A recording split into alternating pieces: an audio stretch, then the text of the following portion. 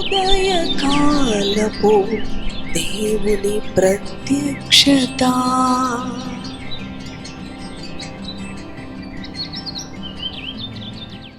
Praise the lord, హల్లెలూయా.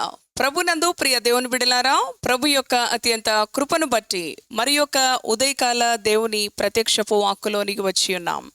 ఆయన ప్రత్యక్షపు వాక్కు మన జీవితాలలో సమాధానాన్ని కలుగచేస్తూ ఉన్నది. ప్రతి ఉదయం దేవుడు అనుదినము కూడా ఆయన యొక్క వాత్సల్యతను మన పట్ల నూతనంగా పుట్టిస్తూ ఆయనలో ఆనందించాలని, ఏ ఒక్కరు కూడా వారి దినచర్యను దుఃఖముతో, భయముతో, కలవరముతో ప్రారంభించ వీలు లేదు. అనుదినము నాలో సంతోషించాలి, వారు ఎల్లప్పుడూ ఆనందించాలి, నెమ్మదితో వారి జీవిత దినాలు గడపాలి అన్నదే దేవుని యొక్క ఉద్దేశం మన పట్ల. కనుక ఆయన స్వరాన్ని మనకు వినిపిస్తూ ఉన్నాడు. పరిశుద్ధ గ్రంథములో యెహోషువ గ్రంథము 2వ అధ్యాయం 12వ వచనమును ధ్యానం చేసుకుందాం రండి. నేను మీకు ఉపకారము చేసి తిని గనుక మీరును నా తండ్రి ఇంటికి ఉపకారము చేసి నాకు నిజమైన ఆనవాలును ఇచ్చి. హల్లెలూయా.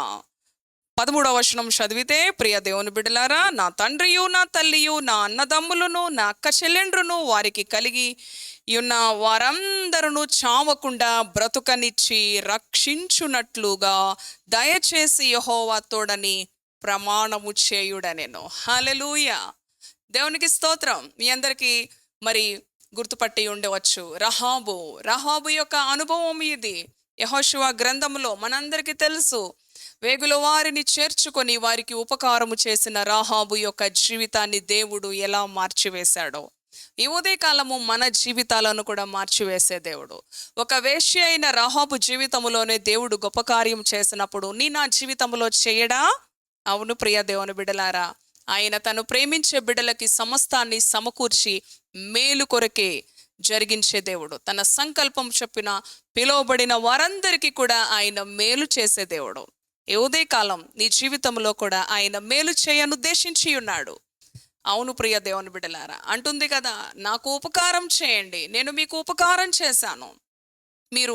దేవుడు మీ పక్షాన ఉండి మీ యుద్ధాలలో జయాన్నిస్తున్నాడు, మీ శత్రువులపై జయాన్నిస్తూ ఉన్నాడు. అది నాకు నిర్ధారణ అయినది. ఎందుకంటే మీ దేవుడు ఆకాశమందు, భూమి క్రింద, అవును ఆయన గొప్ప దేవుడు, ఆయన కార్యాలు గొప్పవి. అవి విన్నప్పుడు మా గుండెలు అదిరిపోయినవి అని ఆమె సాక్ష్యమిస్తూ ఉన్నది. ఒక అన్య స్త్రీ ఆయన గురించిన అనుభవాన్ని ఆమె చెవిన పడినప్పుడు, ప్రియ దేవుని బిడలారా, దేవునికి భయపడిన స్త్రీగా మనకి కనిపిస్తూ ఉన్నది. వాస్తవాన్ని అంగీకరించినది, ఆయన నిజ దేవుడు అని ఒప్పుకున్నది. అవును ప్రియ దేవుని బిడలారా, కనుకనే వేగులో వారిని చేర్చుకున్నది. వారి పక్షాన దేవుడున్నాడు, ఎలాగైనా వారిని విడిపిస్తాడు, వారిని రక్షిస్తాడు అని ఆమె నిర్ధారించుకున్నది. వారికి ఉపకారము చేయాలి అనుకున్నది, ప్రాణానికి తెగించినది. అవును ప్రియ దేవుని బిడలారా, రాజుకు తెలుస్తుంది ఆమె చేర్చుకున్నది వేగుల వారిని. ఆమె ఇంటికి వచ్చారు అన్నప్పుడు ఎంతో జ్ఞానయుక్తముగా సమాధానము చెప్పి పంపిస్తూ ఉన్నది. అవును ప్రియ దేవుని బిడలారా, ఒకవేళ వారు దానిని గ్రహించి ఉంటే ఆమె ప్రాణానికే ముప్పుగా మారిపోయేది. కానీ కృపగలిగిన దేవుడు ఆమె పక్షాన ఉండి ఆమెను భద్రపరిచాడు. కానీ చూడండి, వారు తిరిగి వెళుతూ ఉండగా అంటూ ఉన్నది, నేను మీకు మేలు చేశాను కదా, నేను మీకు ఉపకారం చేశాను కదా, నాకు కూడా ఉపకారం చేయండి. నా తండ్రి ఇంటిని, నా అన్నదమ్ములను, నా అక్క చెల్లెండ్రను, నా బంధువులను, నా రక్త సంబంధులను నేను రక్షించుకుంటాను. ఈ పట్టణాన్ని, దేశాన్ని దేవుడు మీకు ఇవ్వబోతూ ఉన్నాడు. ఇందులో నేను నశించిపోకుండా నా కుటుంబాన్ని కాపాడండి అని వేడుకుంటూ ఉన్నది. ప్రియ దేవుని బిడ్డలారా, నాకు ఒక నిజమైన ఆనవాళ్ళు ఇవ్వండి, నాకు ప్రమాణము చేయండి. అవును ప్రియ దేవుని బిడ్డ, మన దేవుడు గొప్పవాడు. ఆయన మేలు చేసే దేవుడు, ఉపకారము చేసే దేవుడు.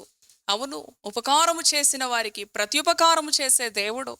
తన బిడ్డలు కూడా అలా ఉండాలి అని ఆయన ఆశపడుతూ ఉన్నాడు. ఎంతోమంది మేలు పొందుకుంటారు, తిరిగి మేలు చేయాల్సి వచ్చేసరికి మరి ఆలోచిస్తూ ఉంటారు, సంకోచిస్తూ ఉంటారు కదండి. ప్రభు అంటున్నాడు కదా, కీడుకు ప్రతిగా కూడా కీడు చేయవద్దు, మేలే చేయమంటున్నాడు. కానీ ఈమె మేలు చేసిన ఆమెను దేవుడు విడిచిపెడతాడా?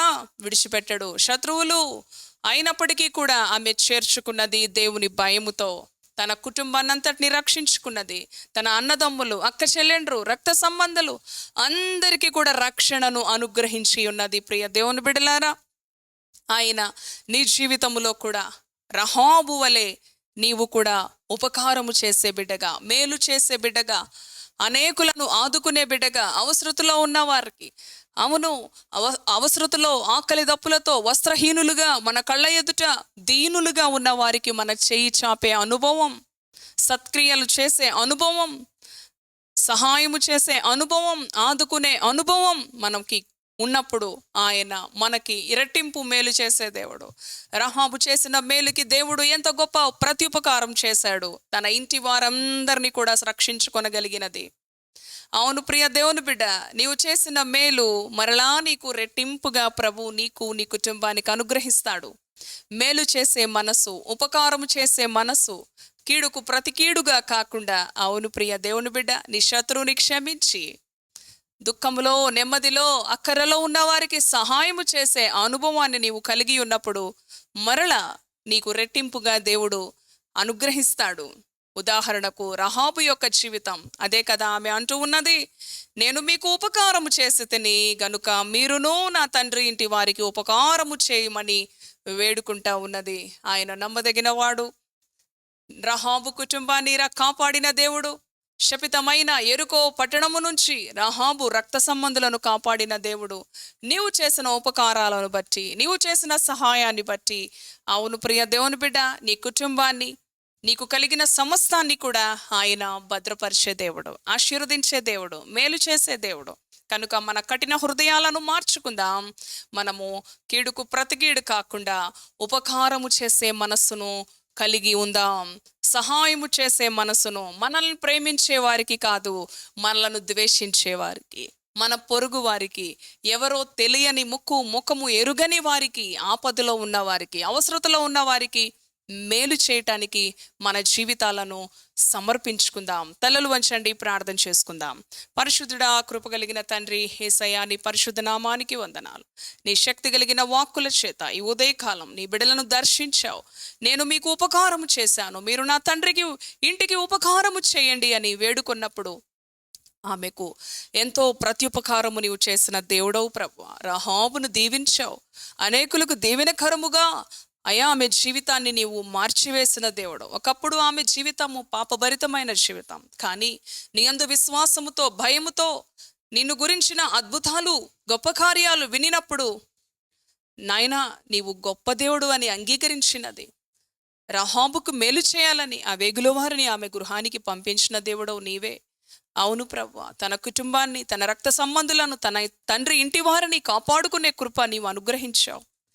ఆమె మేలు చేసిన దానిని బట్టి ప్రతిగా గొప్ప మేలు చేసిన దేవుడు.